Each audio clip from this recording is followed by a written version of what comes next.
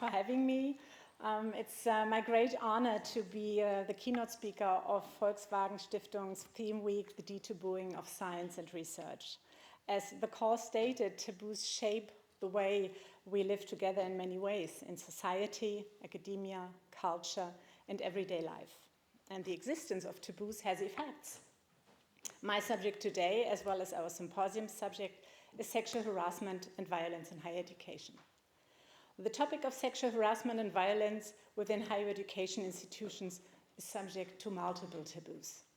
These taboos are related to the cultural conception of the university as an enlightened organization and a place of enlightened, emancipated cooperation where it becomes difficult to name the dark side of the organization. I will shed light on various aspects of the phenomenon sexual harassment and violence, which a colleague and I have labeled as a hidden problem in an article. But is it really a hidden problem? Or are many people in academia complicit in actively hiding the problem? Why are they hiding it? Where is the agency? Why all the silence? Let's look at it step by step. I have 30 minutes and we have a huge problem. Sexual harassment and violence are associated to strong emotions, such as shame and guilt. Of course, we don't talk about emotions in the academy. We may explore the emotions of others, but talking about our own emotions when we are members of the organization university, another taboo. Shame is the emotion that victim survivors feel. They feel ashamed because it happened to them, because they wonder if they may have contributed to the harassment or assault. They are shamed by us. Maybe us as individuals, but certainly us as a society, because it is a powerful myth many of us share that victim survivors may be partially to blame for experiencing sexual harassment and violence. Very often when it comes to high-profile cases, and we all know some of them, the alleged perpetrator is, and I use Asle Vantanseva's powerful words, a, quote, notorious sexual predator with past records of molesting female students, and the entire German academia has been willing to turn a blind eye to this for the sake of his crude sense for lucrative academic businesses, unquote. All those who are willing to turn a blind eye probably feel guilty, at least when the cases become public or when they are forced to take a stand. And they should feel guilty, because they looked away, because they valued the senior professor more than the early career researcher, because they wanted to believe the man, not the woman, because they couldn't believe that a man could be harassed, or because they always look away. And that brings us to the question of why sexual harassment and violence is relevant for all of us. Why is it? Because we may be colleagues of the perpetrator, colleagues of the victim survivor, because we saw something, because we heard something, because we heard the rumors, because we knew. And if you know an affected person, you may also know the perpetrator. Let that sink in. It is also relevant because the right to not know and the right to ignore only allows privileged university members to habitually ignore their advantages grounded in institutional power relations. They can exercise the perpetuated practice of ignorance. You may argue that these kinds of things happen elsewhere, but that academics reflect themselves, that they are therefore immune to assaultive behaviors. Sarah Ahmed referred to this as critical sexism. That is, the sexism reproduced by those who think of themselves as too critical to reproduce sexism. Many in the institution can't ignore, because they are not protected by the same privileges, because they are more vulnerable within the hierarchical structures that protect specific groups, but others not. Also, power and harassment work in complex and contradictory ways. Abuse is also possible from someone in equal power. And not all harassers are powerful men. There is such a thing as contra-power harassment. So if you don't exercise the perpetuated practice of ignorance, where are you? What are you doing? Are you taking responsibility? Responsibility, you may argue, the university has the responsibility. But who or what is the university? Aren't we all? Aren't all the individuals at the university the university? So when we all say, I'm not responsible, the university is, aren't we feeding another myth we are trying to get away with? Some may argue that leadership has the responsibility. It has, but leadership in academia is complex and not always clearly structured. Many professors don't see themselves as people in leadership positions. Of course they are. Who else would be a leader at a university if not a professor? But when we think in terms of organizational hierarchy, here's another problem. Who is a professor's boss? Not only leadership, but especially responsibility is a tricky thing at universities, as they don't have usual management hierarchies as other organizations do. Let's take a closer look at the university. And when I say university, I mean all research institutions. Let's look at the university as an organization. Right at the beginning, I said that the many taboos around sexual harassment and violence are linked to cultural views of the university as an enlightened organization. Historically, the enlightened organization is a male project. The exclusion of women was the distinguishing feature over centuries. The historically androcentric university perpetuates itself in the present day as what US-American sociologist Joan Aker called inequality regime, in which gender and other interwoven categories of difference have a constitutive role in the organizational context. For universities as organizations, women are still relatively new, and in this respect, intruders. In the course of a long and self-reinforcing development, which the German organizational researcher Gunther Ortmann called 1,000 loops, the androcentric structure of universities has been and is being perpetuated. Since women were not there initially, they cannot join later, or can only do so under difficult conditions. There is a path dependency. Loops, especially when there are so many, are extremely difficult to break. Those who have always been there have shaped the structures, and a change in these structures is difficult to achieve. Those who are less compliant with the present structures and do not meet organizational role requirements must enter into negotiation for change, becoming vulnerable in the process. Despite numerous initiatives aimed at transforming universities into more equal, inclusive, and diverse places to work and study, progress has been slow. Of course, the facades are polished and shiny, and websites, policies, and speeches are full of warm words affirming all of this, which I personally would also like to see. But ultimately, organizations prioritize their own interests, which lie in organizational stabilization. Therefore, universities protect the people who have privilege and power.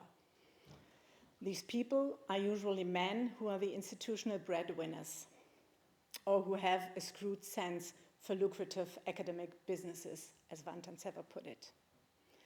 At universities that are set up in structures in the way I have described, acts and threats of sexual violence can become tools to articulate and preserve the power relation of the institution, reserving the shaping of the space of the university for privileged white men and some white women too, as Phipps puts it. This hierarchical, competitive, and individualistic culture fosters harassment, especially towards less powerful groups, such as junior academics with little organizational authority and academics from socially marginalized groups, such as women. In addition to the general problematic characteristics of higher education institutions, there is another aspect I want to emphasize: the neoliberal orientation of the 21st century university. In my opinion, and according to many researchers on the subject, this setup exacerbates the problem. Why is this the case? In line with the neoliberal promise that nothing is impossible and of the associated construction of the supposedly autonomous and free subject, the handling of social problems is removed from collective responsibility and placed into the hands of the individual, often under the guise of emancipation. In neoliberalism, the entrepreneurial self is elevated to the ideal, and each individual is personally responsible for their own happiness, well-being, and success. In turn, this also means that individuals are personally responsible for their own failure, which obscures and disarticulates both the continuity and the structural dimension of gender, race, class, and other social inequalities. Neoliberalism promises to complete the Enlightenment project of emerging from self-inflicted immaturity through achievement, diligence, and ambition. However, the neoliberal merit system has not changed the rules of the game, but merely redefined social hierarchies under the guise of liberation, individualization, and emancipation. The neoliberal image of the emancipated and economically independent white Western subject is elevated to the norm, defaming everyone else who does not correspond to this norm as unfree per se, and thereby reinforcing racist prejudice. As I already said, these developments have also found their way into the halls of the enlightened university. Promising autonomy and freedom, neoliberalism has undermined academic independence and freedom in research and teaching by creating a merit-based scientific system through developments such as a focus on excellence and competition, entrepreneurialism, an emphasis on cost efficiency, and a rise of part-time and fixed-term contracts. While claiming in a neoliberal market logic to make themselves more diverse, universities continue to work in favor of the ruling class, as Phipps puts it, by reproducing white and male senior management and research positions, by promoting individualism, toughness, and competitiveness. The neoliberal university stands for characteristics that are considered typically masculine, leading to the establishment of a virility culture or a remasculinization of the university. In addition, in the neoliberal age, reputation has become a university's most important asset, and that reputation must be polished. In doing so, dealing with sexual harassment and violence openly and transparently is reckoned up against potential damage to the university's reputation. The institutional polishing of the academic reputation is incompatible with naming and addressing the problem of sexual harassment openly and transparently at universities. This goes hand in hand with protecting the well-being of those individuals deemed vital to university success. According to Phipps, this is done in two ways, either concealment or erasure. And an arrangement she describes as institutional airbrushing, acts are downplayed and victim survivors are asked to resolve the matter behind closed doors. This individualized rather than structural view of the problem of sexual harassment and violence at university is closely intertwined with the logic of neoliberalism and creates docile, individualized, and responsibilized subjects. Resisting takes one out of the game, leaving the path clear for competitors. Playing the game is central to survival for individuals and organizations. But it is important to break path dependency and to really transform the inequality regime university, because harassment and inequality are mutually reinforcing. And if we fail to adequately tackle harassment, this contributes to perpetuating and reproducing inequality. In terms of modern university development, universities need to adopt policies that actually do address the dark side of the organization. Androcentric hierarchies, the image of the discrimination-free enlightened academy, and market-oriented organizational structures are some of the factors that allow, reproduce, and sometimes even encourage sexual harassment and violence at universities. The university approach to the problem paints a picture of sexual harassment and violence as an individual women's problem, for which individual solutions must be found. Acts of sexual harassment and violence are normalized, minimized, and dismissed by patriarchal gender norms and power relations, as well as by complex and uneven systems of loyalty and hierarchy.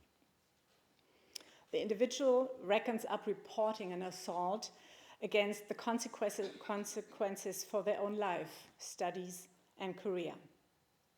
The socially accepted trivialization of such assault is internalized, and the person affected no longer trusts their own feelings.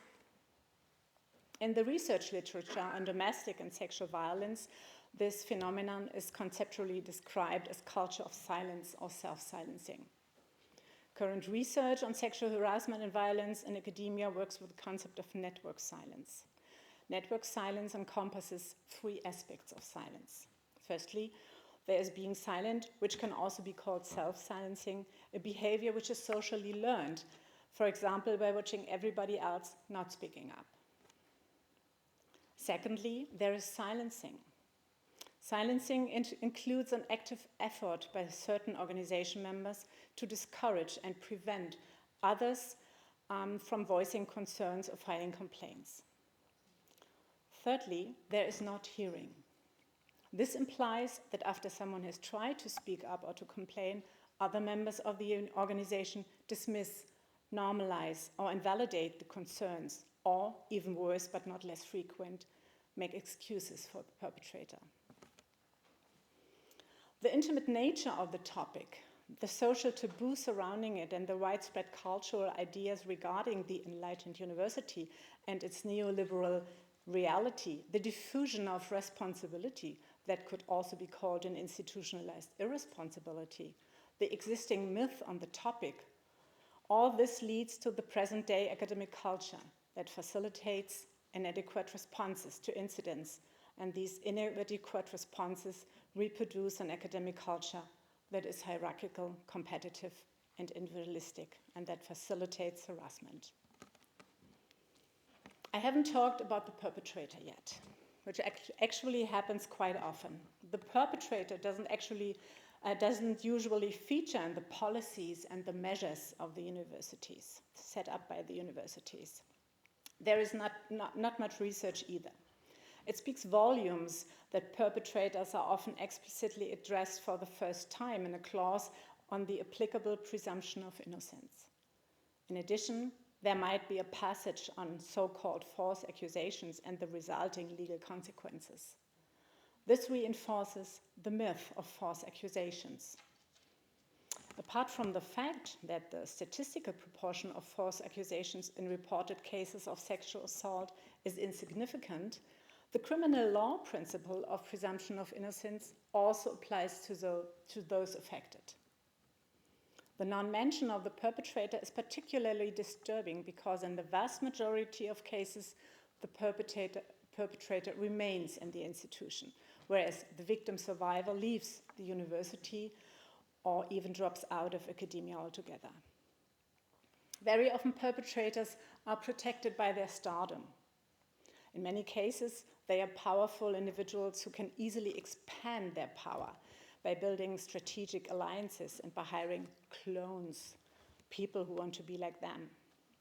These formal and informal alliances make powerful individuals even more powerful and protect them from allegations of sexual harassment and violence. They also hold definition power and the power of meaning. In Luke's three-dimensional view of power, this includes the power to define what constitutes harassment, whether harassment is a problem, and whether and how it should be addressed.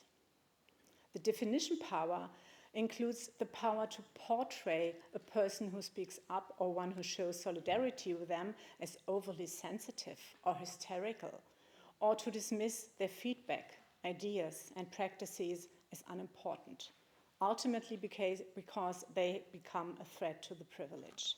Power is reinforced by silencing critical voices. This trivialization and normalization of sexual harassment and violence contribute to an organizational culture in which certain personalities thrive.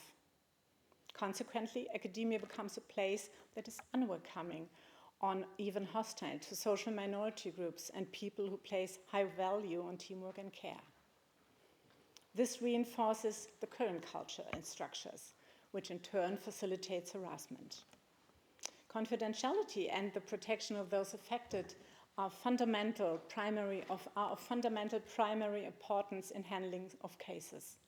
And yet, this has the negative side effect of also protecting perpetrators and universities, allowing sexual harassment and violence to remain a hidden problem in the university context. Now I come to those who are affected.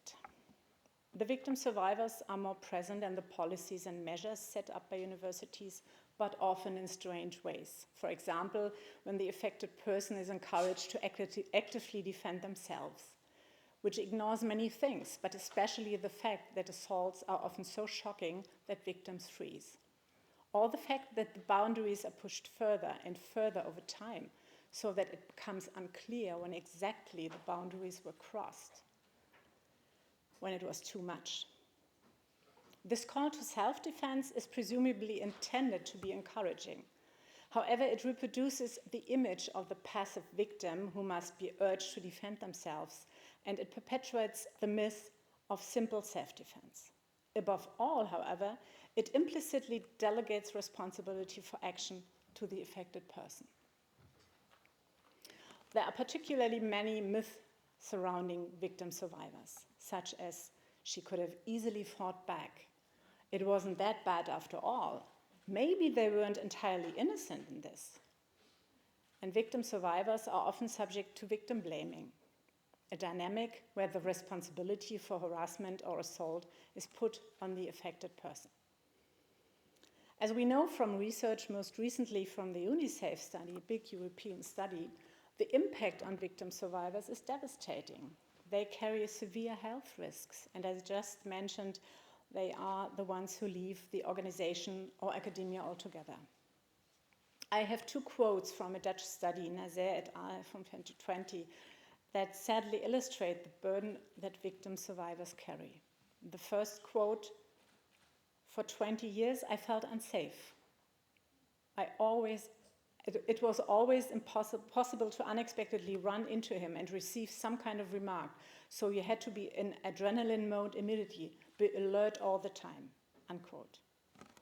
The practices of harassment and the fact that complainants are often ping-ponged around have also effects on the sense of organizational belonging. The people who experience sexual harassment and violence feel unwelcome, excluded, and sometimes unsafe at their workplace in the university. Here's the second quote. "Even though I'm a scientist at heart, I don't know whether the academy is the right place for me," unquote. An effect of sexual harassment and violence that has remained largely invisible in research so far is that of damaged and devastated academic careers. Before I conclude my presentation, I would like to quickly mention 3 more points. Firstly, it is very difficult for victim survivors to talk about the experience of sexual harassment and violence. It is not an experience that can be spoken about lightly, especially because sexual harassment and violence is often accompanied by the threat of retaliation if it is disclosed. This is especially true in academia with its power imbalances and dependencies. And how can you complain about something for which there was no term for a long time, for which there was not, is often still no language today?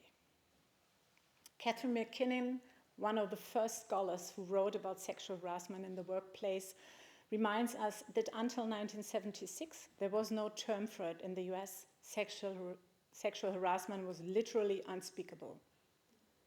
But even today, we often lack the appropriate terminology. We find it difficult to describe exactly what happened, to name it, and instead say that something happened. We use passive formulations that suggest that sexual harassment and violence just somehow happens, rather than saying exactly who is acting, who the perpetrator is, what the perpetrator is doing.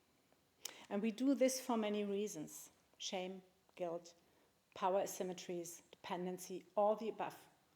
But also because the problem had no name for so long, and we had and still have no words to describe exactly what happened. Besides, it is so challenging to describe the violence, the degradation, the humiliation, the shame, when you are the one who had to experience it. Secondly, sexual harassment and violence is a form of discrimination. As early as 1979, again, Catherine McKinnon pointed out that sexual harassment is neither an incidental nor a secondary phenomenon of inequality affecting women, but a crucial expression of this inequality, a central dynamic within it. Framed as inequality, McKinnon formulates more than 40 years later, sexual harassment and violence stop being something women or anyone just have to live through. In this respect, sexual harassment and violence should not only be understood as a form of exercising power in structurally asymmetrical power relations in society and organizations, but above all as discrimination. More precisely, as a form of gender discrimination and a violation of the principle of equal treatment. Especially in times when the term abuse of power is so ubiquitous and so conveniently replacing the difficult terms discrimination and sexual harassment and violence, it is important for me to emphasize this once again. This is relevant insofar as it makes it clear that we are talking about attacks on the dignity and personal right of individuals, and that they are specifically targeted and excluded in their gender role in society. Thirdly, we must be extremely vigilant when universities decide to investigate cases under the pressure of incidents of sexual harassment and violence. Criminal law standards and procedures are often inappropriately adopted in administrative procedures, implicitly or explicitly. In doing so, incidents of sexual harassment and violence are not placed in the context of inequality, and there is no reflection on the fact that gender equality standards have never been applied in these areas. More concerning, however, is that the procedures for investigating sexual harassment remain in most cases within the chain of command of the institution. That is it is itself the subject of the investigation. In any other context, this would be called corruption. Transparency is not the rule here. Rather, secrecy prevails in order to protect the reputation of the organization. In other contexts, this would be seen as a cover-up. Not my words, by the way, but again the words of Catherine McKinnon from 2020, who is currently the James Barr Ames Visiting Professor of Law at Harvard Law School. At the end of my input, I return to the idea of breaking the path, getting out of the 1,000 loops and changing the university as an inequality regime. As someone who is passionate about the study of organizations, I do see the solution in the organization. And as I said before, the organization is made up of all of us. So I will also mention how we all come into play. Referring to research on diversity work in organizations, I believe that drawing on organizational learning helps us avoid having to constantly reinvent the wheel, as per the title of Yvonne van den Brink's article on this topic. Organizational learning can be understood as the way in which knowledge becomes embedded in everyday organizational practices and routines. Consequently, the transformation of organizations as inequality regimes must start with the everyday organizational work practices, routines, and interactions so that they stop reproducing institutionalized inequalities. However, there are few studies on these transformative interventions, and more importantly, there is a lack of evidence on how norms and practices can be sustainably changed. Diversity scholars have focused on the work of change agents in organizations. These change agents need knowledge about differences, power, and inequality, which in turn forms the basis for tackling structures of inequality in organizations, the inequality regimes. We must therefore also ask ourselves how individual awareness can be sustainably anchored in the organization. Practices, routines, and interactions are the memory or the repository of an organization's history and knowledge. New knowledge can be embedded in a variety of repositories or knowledge reservoirs, including tools, routines, etc. The problem with building this collective memory is that there's also collective forgetting. Forgetting occurs when organizations either fail to acquire knowledge structurally, in other words, when new knowledge is not incorporated into the organization's memory, when it's not incorporated into everyday practices or routines, or when organizations are unable to retain certain knowledge. Repetition is key for learning in general, especially in organizations with high internal staff mobility and poor knowledge transfer, such as universities. This inability to sustain a learning community can hinder the building of an organizational memory. Organizational learning requires intervention that involve continuous discussion and revision of the norms that underpin work practices in organizations. Change is not linear, but a process. Research shows that progress is fragile, and internal and external pressures can set progress back. That is why we need not only change agents, but many people in the organizations who have required awareness for sexual harassment and violence in higher education institutions and can become active bystanders. Bystanders can play an important role in the intervention, but often they react inadequately. They may not notice that sexual harassment is happening. They may not recognize that what they are witnessing is sexual harassment and violence. They may lack the skills to intervene. They may be afraid that intervening will have negative consequences for them. Or they do not want to take responsibility because they hope that other bystanders will intervene in their place. Or because they have an idea of whether the victim is worth defending. We need bystanders who challenge organizational structures and resist organizational forgetting, who stand with victim survivors, who speak up as bystanders. We need people. We need people who show solidarity, courage, and backbone. That and more research is all we can do. Thank you.